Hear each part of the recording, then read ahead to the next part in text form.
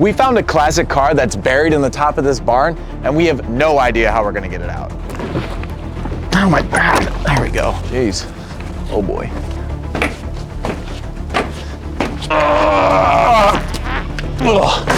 Dude, how'd they even get this car up here? This thing's a boat. How are we gonna get this thing out of here?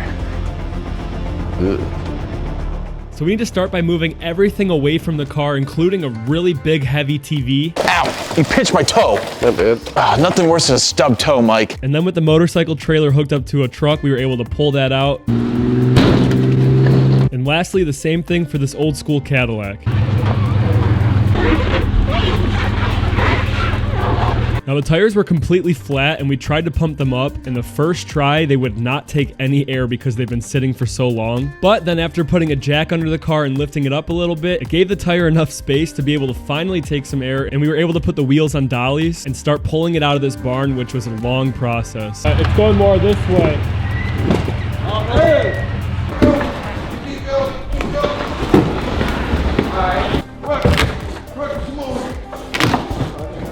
That's going into the floor of the barn.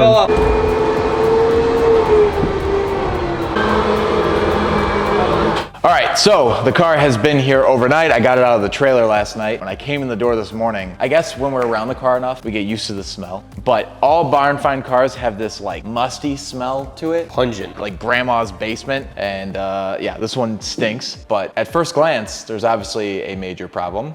Our major problem. Yeah. This is supposedly a power top, so I guarantee that doesn't work anymore. It also is the 455 big block, but this thing was pretty well optioned. Power seats, power windows. The hood's gotta be 150 pounds. But a huge engine base, so not so bad to work on. Yeah, that's true. So if you're not familiar with cubic inches, this is a 7.5 liter motor. It's so massive. Big. Dude, this is like metal. It's a shame because this is actually a beautiful front grille. Something big and heavy was hit, but it actually just goes to show how strong this metal piece is. If this was any modern car, a million pieces. This one, it just bent it. Oh, wow. I don't think those gaskets are good anymore. Hey, steering wheel and poop.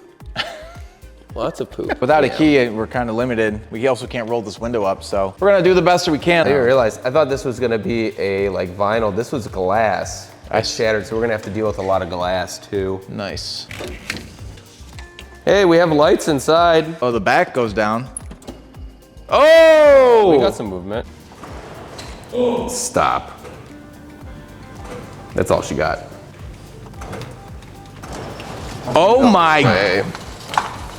There's no way. Oh, look how it goes. It's like going in like that. That's crazy.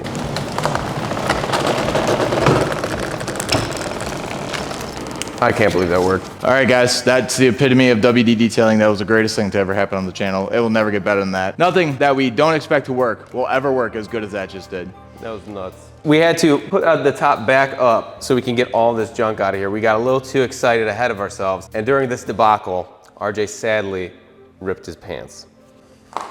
Right in the center. Anyway, now that we're starting to pull stuff out of the car, I want to ask you guys the question of the video, so leave your answers in the comments below. None of us have come across a Centurion before, so we want to learn a little bit more about them. What's one cool thing that you know about this car that you can teach us? Leave it down below. Oh, and if you're not subscribed to the channel, make sure you take a second and subscribe, because next week, I guess I'll just announce it early, we are doing and posting the NSX that everybody's been asking for on our R8 video. So if you guys wanted to see that NSX get brought back to life, make sure you're subscribed because it's coming 1 week from today.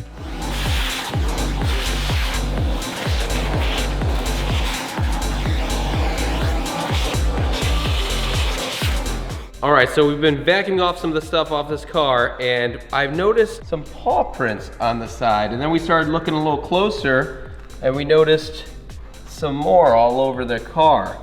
I'm not sure what these paw prints are. If you have any guesses or comments of what this could be, please drop it in the comments below. I'm really interested. And then also we found this under the seat, which is a weird spot. These bones were jammed in there, so I'm assuming whatever those paws were from left a snack in here. So normally you'll see us start with the exterior of a car first, but because this had no top, we decided to vacuum up the interior and then pull the carpet out. That way when we pressure wash the car, any of the water getting inside isn't gonna make all the disgustingness in there harder to vacuum up and clean when we're done.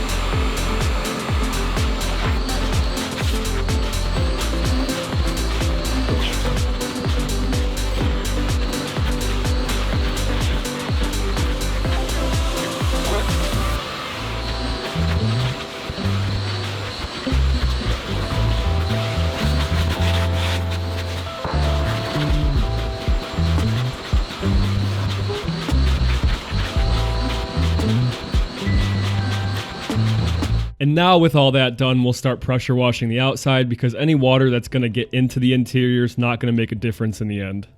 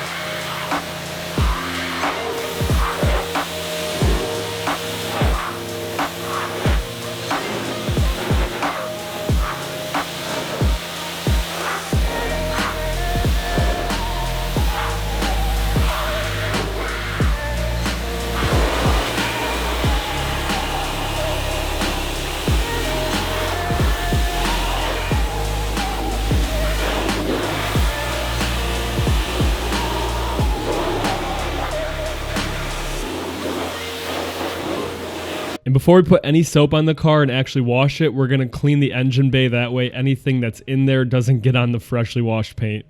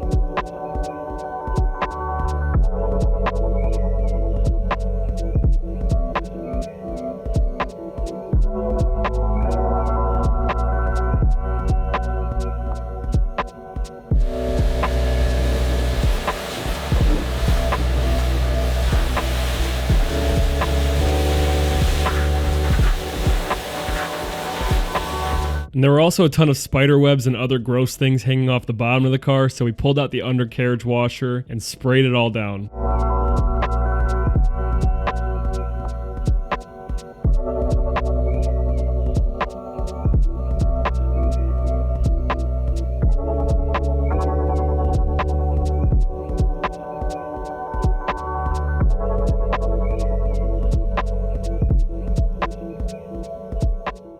Now for interior pieces, we're going to clean the carpet first so we can hang it up and let it dry before we put the car back together. But while you're watching it, I want to set the stage a little bit. So this carpet had the strongest smell of rat pee out of any carpet we've ever cleaned before. So while you're watching us pressure wash it and clean it, all the color that's coming out of it, I think most of that is rat urine.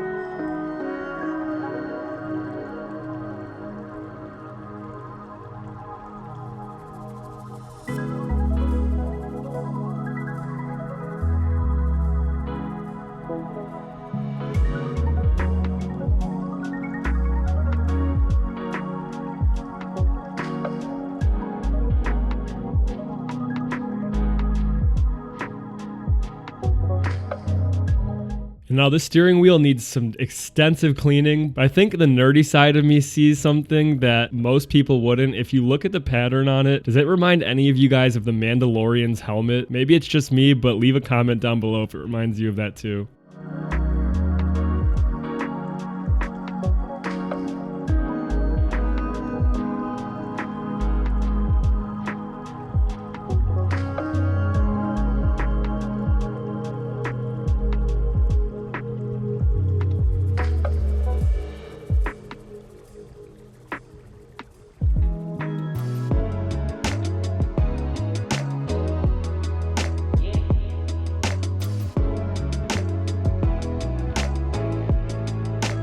Now for any chrome polishing or metal polishing, we're going to use steel wool in our chrome polish, which keep an eye out for because we have some stuff that we're going to be releasing. But you can see how big of a difference it makes on these cars, and you can even remove rust with it. But when you're done, you spray some isopropyl alcohol to remove any of the leftovers, and you can see it shine. And when polishing the paint, RJ told me himself that this was the most difficult car that he's ever had to polish because of how bad of shape it was in. In certain spots he had to sand, and others he had to do multiple stages of compounding and polishing. So definitely appreciate what he did on this car because it ended up shining and you can see the color of the car being brought back to life.